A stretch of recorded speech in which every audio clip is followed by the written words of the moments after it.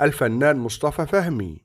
الاسم الحقيقي مصطفى محمود محمد فهمي، مواليد 7 أغسطس 1942، وهو من أصول شركسية، وكان والده سكرتير لمجلس الشورى. درس في المعهد العالي للسينما، وحصل على بكالوريوس معهد السينما قسم إخراج.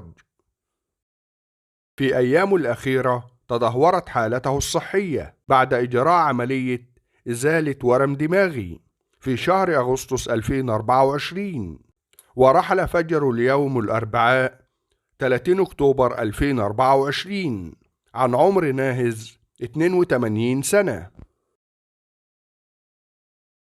لو عجبك الفيديو لا تنسى الاشتراك في القناة وتفعيل الجرس ليصلك كل جديد من قناة نسيم العمر.